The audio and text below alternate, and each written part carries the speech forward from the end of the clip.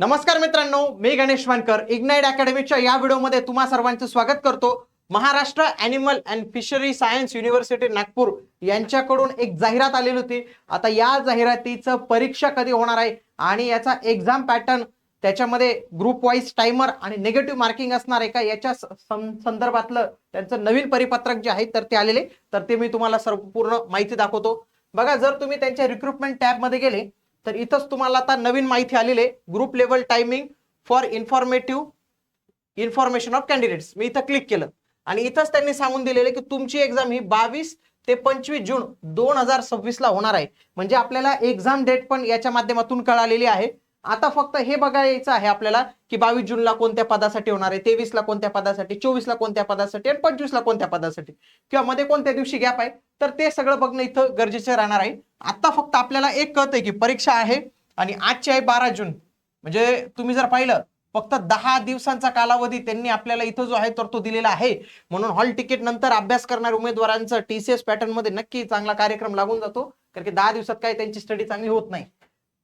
पाहूया आपण त्यांनी कशा पद्धतीने हा पॅटर्न दिलेला आहे। आता हा काही नवीन नाही आहे, त्यांनी जाहिरातीमध्येच देऊन दिलेला होता, म्हणून काही विशेष नाही आहे हा। इथं वरती जेवढी ही पदं दिलेली आहेत त्यांच्यासाठी हा पॅटर्न आहे। ज्या ज्या पदांमध्ये, सगळ्यात सिंपल सांगतो, तांत्रिक घटक आहे त्या सर्व पदांना हा पॅटर्न लागू आहे, ज्याच्यामध्ये मराठी, इंग्रजी, जीके, ऍप्टिट्यूड आणि टेक्निकल असे सब्जेक्ट। 25 प्रश्न प्रत्येक सेक्शनला 30 मिनिटं 30 मिनिटं 30 मिनिटं। फक्त इथं थोडा फरक काय पडतो बघा, मराठीला 5 प्रश्न, इंग्लिशला 3 प्रश्न, जीकेला 4 प्रश्न, मॅथला 3 प्रश्न आणि टेक्निकलला इथं 10 प्रश्न। टेक्निकलचे 10 प्रश्न फिक्स आहेत, फक्त इथं 5 3 4 5 3 4 असा थोडाफार बदल जो आहे तर तो होत राहतो। बाकी आपला लिपिक, भांडारपाल आणि वरिष्ठ लिपिक या पदासाठी जर पाहिलं तर आपण हा पॅटर्न आहे, सिंपल पॅटर्न आहे 25-25 प्रश्नांचा। याच्यामध्ये बघा मराठी, इंग्रजी, जीके आणि गणित बघा 5 question 7 question 6 question 7 question 7 question 5 question 7 question 6 question 5 6 question 7 question 6 6 7 6 6 6 25 25 25। Okay, मग अशा पद्धतीने थोडासा वेगळा पॅटर्न आहे, फक्त प्रश्नांची संख्या थोडी इकडे तिकडे त्यांनी जे आहे केलेले, बाकी काही याचा जास्त काही खूपच ड्रास्टिक इफेक्ट मिळतो मित्रांनो, असंही काही नसतं। बाकी निगेटिव्ह मार्किंग सिस्टीम विषयी दिलेलं नाही, म्हणजे निगेटिव्ह मार्किंग सिस्टीम नसणार आहे।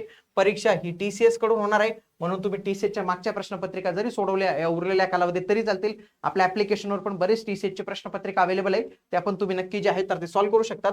आता राहिला विषय याचा महामॅरेथॉनचा, कुठली एक्झाम येते तर आपण महामॅरेथॉन इग्नाइट अकॅडमीच्या ऍप्लिकेशन प्लॅटफॉर्मवर घेतच असतो। तर याच्या महामॅरेथॉन संदर्भातल्या ज्या काही अनाउन्समेंट असेल तर त्या येणाऱ्या कालावधीत मी तुमच्या सोबत घेऊन येतो।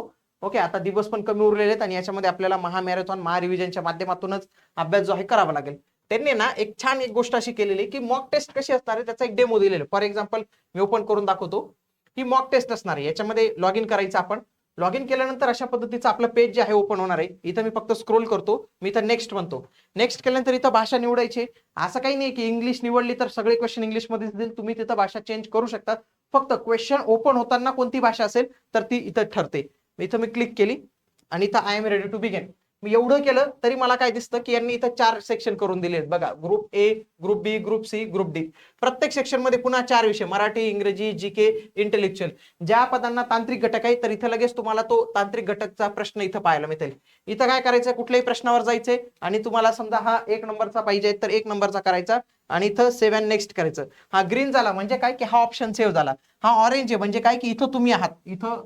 त्याच्यानंतर हे जर असं ग्रे असेल तर समजून घ्या तुम्ही त्या प्रश्नापर्यंत अजून पोहोचलेले नाही आहात।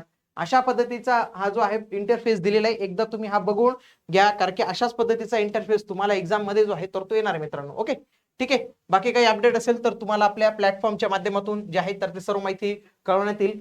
भेटूया पुढील व्हिडिओमध्ये, तोपर्यंत जय हिंद, जय महाराष्ट्र, धन्यवाद।